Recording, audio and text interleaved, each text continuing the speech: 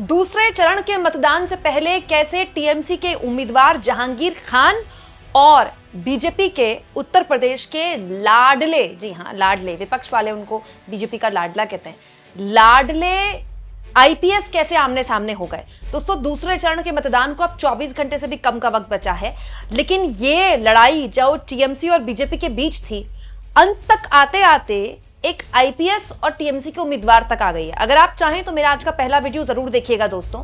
दरअसल हुआ क्या, कल शाम से उत्तर प्रदेश कैडर के एक आईपीएस जिनका नाम अजय पाल शर्मा है, उनका एक वीडियो बहुत जबरदस्त वायरल हुआ, जिसमें वो टीएमसी के उम्मीदवार जहांगीर खान के घर में जाकर उनके परिवार वालों को एक तरह से डांट रहे हैं, हड़का रहे हैं। दोस्तों अजय पाल शर्मा की ड्यूटी लगाई गई है, इलेक्शन कमीशन ने उनको ड्यूटी पर लगाया है और उस इलाके में ड्यूटी पर लगाया है जो कि अभिषेक बनर्जी का बड़ा मतलब स्ट्रॉन्ग होल्ड माना जाता है। दोस्तों आईपीएस शर्मा पहुंचे, जहांगीर खान जो कि टीएमसी के उम्मीदवार हैं, और एक तरह से वो तो उस वक्त घर पे नहीं थे, लेकिन उनके जो लोग थे, जो परिजन थे, उनको एक तरह से आप कह सकते हैं हाँकने लगे कि कायदे में रहना।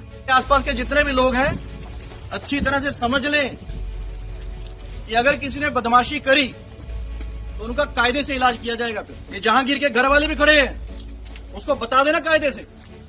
ये बार बार जो खबरें आ रही हैं कि उसके लोग धमका रहे हैं, तो फिर अच्छे से खबर लेंगे, फिर बाद में रोना पछताना मत।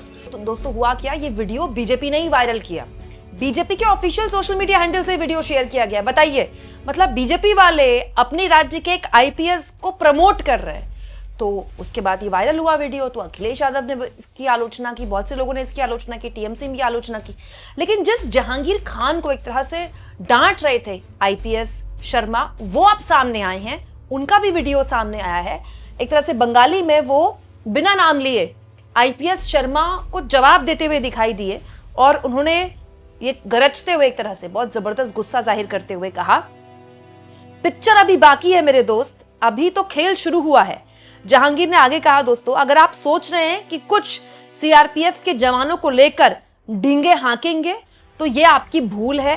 दोस्तों उन्होंने केंद्रीय बलों को बीजेपी का दलाल कह दिया और कह दिया, चेतावनी देते हुए कि यहाँ का जन समुद्र पैदल चल दे तो विपक्षी हवा में उड़ जाएंगे। तो जहांगीर ने कहा कि यहाँ हर महिला माँ दुर्गा का रूप है, उन्हें पता है कि असुरों का वध कैसे करना है और सीआरपीएफ को कैसे टाइट करना है। मतलब जहांगीर खान न केवल सीआरपीएफ के लिए इस तरह का बयान दे रहे थे, बल्कि वो बिना नाम लिए आईपीएस शर्मा को भी जवाब दे रहे थे कि अभी यहाँ पर अगर जनता खड़ी हो गई, ये तो जो हमें धमकाने का काम कर रहे हैं, इनको खुद ही सबक सिखा देगी जनता। दिलचस्प ये है दोस्तों कि जहांगीर खान का नाम लिया गया, एक आईपीएस एक कैंडिडेट का नाम ले रहा है। अच्छा, जहांगीर खान के बारे में भी आपको जानकारी दे देती हूँ दोस्तों। जहांगीर खान के ऊपर वैसे तो इन्होंने जो एफिडेविट दिया है, इनके ऊपर कोई आपराधिक मामले नहीं है, लेकिन ये न केवल अभिषेक बनर्जी के करीबी माने जाते हैं, बल्कि बीजेपी आरोप लगाती है कि जो सिंडिकेट है, जो पूरा पश्चिम बंगाल की पॉलिटिक्स में चलता है, जो टीएमसी चलाती है, ये उसका एक बहुत अहम हिस्सा है। जहांगीर खान टीएमसी के वो कैंडिडेट हैं जो बीजेपी के बहुत दिनों से एक तरह से आप कह सकते हैं रडार में है। अच्छा, जब आईपीएस शर्मा वहां पर हड़का रहे थे जहांगीर खान को एक तरह से नाम लेकर, तो जहांगीर खान वहां पर खुद मौजूद नहीं थे, उनके घर वाले मौजूद थे। दोस्तों जहांगीर खान है कौन? दक्षिण 24 परगना के फाल्टा सीट से टीएमसी के उम्मीदवार हैं। दोस्तों काफी रसूख वाले हैं, इनकी संपत्ति भी काफी करोड़ों में है, मतलब इनका काफी प्रभाव है। दोस्तों आईपीएस अजय पाल शर्मा, जिनका वीडियो वायरल हुआ है, फिलहाल प्रयागराज में एडिशनल कमिश्नर ऑफ पुलिस के पद पर हैं और चुनावी ड्यूटी के तहत पश्चिम बंगाल उनको भेजा गया है। और अब जो पॉलिटिक्स कवर करते हैं, बंगाल को बहुत करीब से देख रहे हैं, वो ये मान रहे हैं कि अजय पाल शर्मा को सोच समझ के यहाँ पर नियुक्त किया गया है। और ये वीडियो भी जो शेयर की गई है ना अजय पाल शर्मा की, आईपीएस की, ये बीजेपी द्वारा सोच समझ के शेयर की गई है, क्योंकि जहांगीर खान को लेकर एक गोलबंदी वहां पर बीजेपी तैयार कर रही है।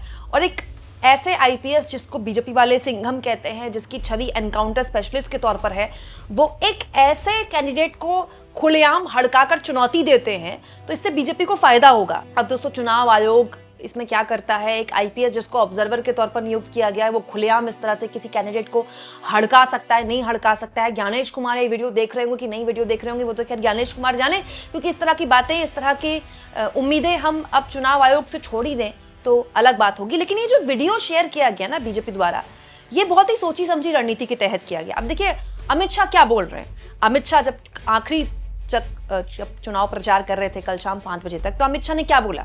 अमित शाह ने बोला कि आपको बिल्कुल घबराने की जरूरत नहीं है। आम लोगों से 60 दिनों तक जो सुरक्षा बल हैं चप्पे चप्पे पर पश्चिम बंगाल के 60 दिनों तक यहीं रहेंगे, आप घबराइए मत। तो बीजेपी दरअसल एक माहौल पैदा करने की कोशिश कर रही है कि आपको डरना नहीं है, आपको घबराना नहीं है, बड़े स्तर पर आप वोट देने के लिए जाइए, आराम से वोट दीजिए। जबकि मैं आपको बताऊं दोस्तों, पहले चरण के मतदान में तो मैं मुर्शिदाबाद में ही थी और इसके अलावा अलग अलग बूथों में वहां पर जा रही थी। उन बूथों में भी गई जहां पर हिंदू बाहुल्य हैं दोस्तों। ऐसी कई वार्ड है जहां पर हिंदू बहुत बड़े लेवल पर आते हैं। कोई डर नहीं है भाई, किसी तरह का कोई खौफ नहीं है। कुछ हिंसक घटनाएं हुई हैं, लेकिन वो कुछ वार्डों में हुई हैं और कुछ देर के लिए हुई थी। पूरे टाइम वहां भी कुछ ऐसा हिंसक नहीं हुआ था। तो डर तो है ही नहीं दोस्तों। जब 90% प्लस मतदान हो रहा है, 93% के आसपास मतदान हो रहा है, तो डर कहां पर है? हाँ, लेकिन पश्चिम बंगाल में चुनावी हिंसा एक बहुत आम बात है दोस्तों। इसीलिए इतने बड़े लेवल पर जब वहां सीआरपीएफ की मौजूदगी थी, केंद्रीय सुरक्षा बलों की मौजूदगी थी, तो वहां पर जब लोगों से भी मैं बात कर रही थी ना, तो लोगों ने इस पर, अब देखिए टीएमसी या फिर विपक्षी जितने भी लोग हैं इसको मुद्दा बना सकते हैं। हमारे लिए भी थोड़ा अजीब था क्योंकि बाकी राज्यों में हमको इतनी पुलिस, इतना सीआरपीएफ नहीं दिखती है, लेकिन वहां दिखी। हम लोगों के लिए थोड़ा अजीब था, लेकिन वहां के लोगों से जब मैंने बात की तो उन्होंने कहा ठीक है, कोई दिक्कत नहीं होनी। अगर होकर शांति से मतदान होता है, किसी माँ की कोख खाली नहीं होती है, तो हमको इस तरह की सुरक्षा में कोई दिक्कत नहीं है, हमको सीआरपीएफ की मौजूदगी में कोई दिक्कत नहीं है। लेकिन ये जो सीआरपीएफ की मौजूदगी थी, ये अपने आप एक सेंटिमेंट बनाती है कि देखिए अब जो है निष्पक्ष चुनाव होंगे, जबकि चुनाव आयोग ही तो वहां चुनाव करवा रहा है। अगर वहां निष्पक्ष चुनाव नहीं हो रहे हैं तो चुनाव आयोग पर अपने आप में सवाल है ना। दूसरा, एक आईपीएस जब जहांगीर खान जैसे कैंडिडेट के घर के बाहर जाकर उनकी गैर मौजूदगी में उनको ऐसे एक तरह से वार्निंग दे रहे हैं कि बाद में रोना पछताना नहीं, ये अपने आप में एक माचो मैन वाली छवि दिखाता है। और बीजेपी उसको ऑन कर रही है, बीजेपी उस वीडियो को वायरल कर रही है। और जहांगीर खान क्या कर रहे हैं? जहांगीर खान जो ये बयान दे रहे हैं सुरक्षा बलों को लेकर या फिर एक आईपीएस को लेकर, या आईपीएस की बात का जवाब जो वो दे रहे हैं, वो एक्चुअली में अपने वोटर बेस को लामबंद कर रहे हैं, अपने वोटर बेस को मैसेज देने की कोशिश करें कि हम नहीं डरते इनसे, इनको तो हम चुनाव के बाद देख लेंगे। तो दोनों अपने अपने वोट बैंक को निशाने पर ले रहा है। लेकिन जो इसमें सबसे गंभीर है दोस्तों, वो है एक आईपीएस के इस तरह के शब्दों का इस्तेमाल करना। आप चुनावी ड्यूटी में लगे हैं, आपको वहां पर लॉ एंड ऑर्डर नहीं देखना है, वो काम अलग अधिकारी करेगा। आपका काम चुनाव आयोग का ड्यूटी देखना है। ऐसे दोस्तों बहुत सारी सीटों में देश के अलग अलग राज्यों के आईपीएस नियुक्त हैं, अलग अलग राज्यों के अधिकारी नियुक्त हैं। इसी सीट से ऐसी क्यों वीडियो आई और इस वीडियो को बीजेपी ने क्यों शेयर किया? आप समझ रहे हैं दोस्तों? आप इस मुद्दे को किस तरह से लेते हैं? कमेंट बॉक्स में जरूर लिखें।